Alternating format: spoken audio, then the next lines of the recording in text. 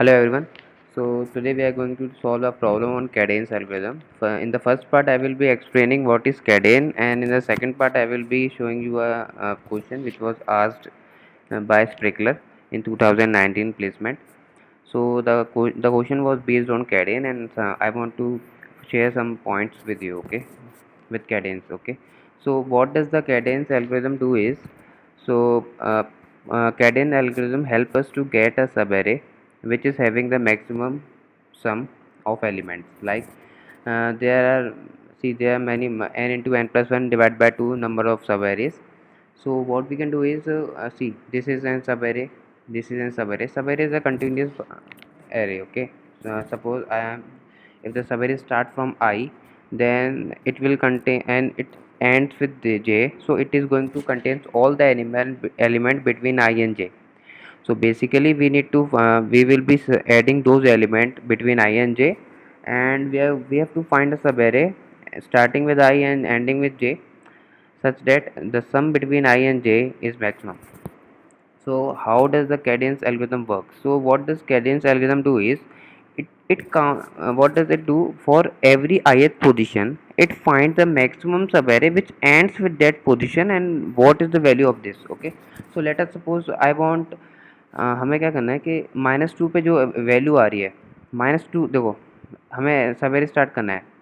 मैं एक लेफ़्ट निकालता हूँ, ठीक है। लेफ़्ट का मतलब ये है, ith पोजीशन पर एंड होने वाला सब एरे, क्योंकि ith एलिमेंट इंक्लूड होगा, ठीक है, इंक्लूड होना ही चाहिए। तो मैक्सिमम कम वैल्यू क्या आएगी? जैसे -2 पे ख़त्म होने वाले सब एरे की मैक्सिमम वैल्यू क्या आएगी? -2 आएगी, क्योंकि एक ही एलिमेंट है, ठीक है। अब -3 पे एंड होने वाली सब एरे क्या होगी? देखो, -3, एक तो -3 होगा, एक -3 और -2 होगा, तो इन दोनों में से मैक्सिमम कौन है? -3 होगा, ठीक है। Very good. अब 4 के लिए चेक करो। सी 4 के लिए क्या होगा? We are going to find the subarray ending at index 0 1 2 3 0 1 2, ending at index 2, and which is having the maximum value. So ending at index 2 we have three subarrays. First is 2 comma 2, it means from 2th to 2th. Then we have 1 comma 2, then we have 0 comma 2.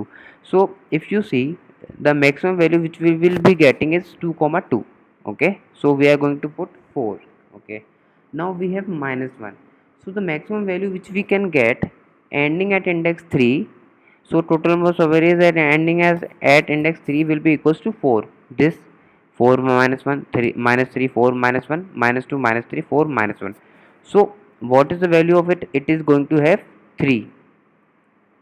Cool. Yes.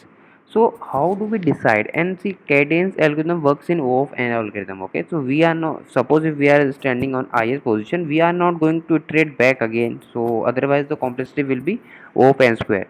So I'm going to show you the I'm going to show you the pseudocode type in cadence algorithm, how we are able to do this, okay. मान लो यहाँ तक का जो maximum सब आ रहा है वो negative आ रहा है, ठीक है। मान लो इस पोजीशन पे नेगेटिव आ रहा है, तो क्या आगे वाले सब एरे को वो हेल्प करेगा?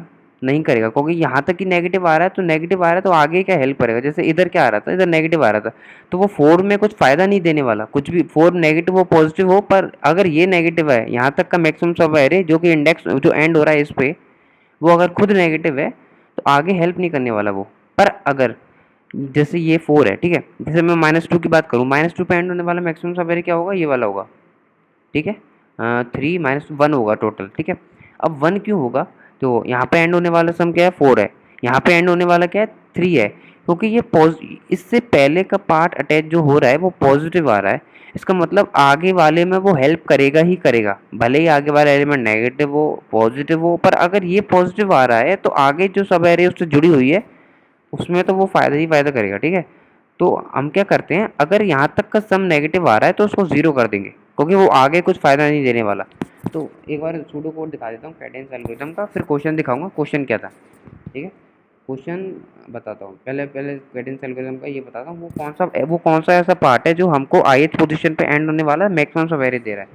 तो इसमें क्या करते हैं, हम लेते हैं इंट लोकल सम, एक होता है लोकल सम या करंट सम ले लेते हैं, ठीक है। Current sum equals to 0। क्या होता है? इंट ग्लोबल, ग्लोबल होता है, ठीक है, global answer. I'm going to take it as answer. So we can initialize it with int minimum. Okay, fine. Now what we are going to do, we are going to iterate over all the elements I plus plus. So first step is to add the current element in the previous sum a of I. ठीक है, if अगर ये वाला current सम greater है global सम से, global सम, ठीक है, global सम मतलब आंसर, तो क्या करेंगे, answer equals to current sum कर देंगे।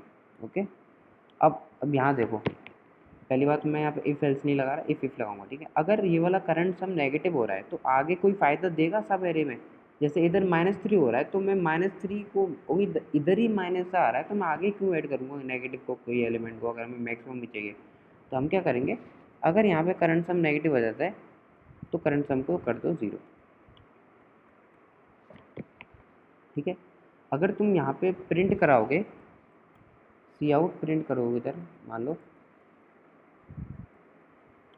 तो ये जो वैल्यू देगा वो हमें ये देगा ith पोजीशन पे एंड होने वाले का जो मैक्सिमम सम क्या आ रहा है, उस ith पे एंड होने वाली सब एरे का मैक्सिमम सम, ठीक है। अगर मैं सूडो कोड इसका लिखता हूँ मान लो, तो अगर मान लो मैं लिखता हूँ, चलो ठीक है, उसको मैं लेफ्ट एरे नाम दूंगा क्योंकि उसको मैं आगे ये यूज़ करने वाला हूँ, ठीक है। जैसे -2 पे खत्म होने वाले -2, -3, 4, 3, इस पर 3 क्यों आ रहा है, देखो पहले क्या हुआ -2, इसमें क्या हुआ, current sum equals to -2, -2 is greater than answer, yes, क्योंकि अभी वो इंट मेन है, तो आंसर क्या हो जाएगा, -2 हो जाएगा। ये वाला जो आंसर है वो ये नहीं है, ये जो लेफ्ट एरे में बना रहा हूँ वो ये है, जहाँ पे मैं करंट सम प्रिंट कर रहा हूँ।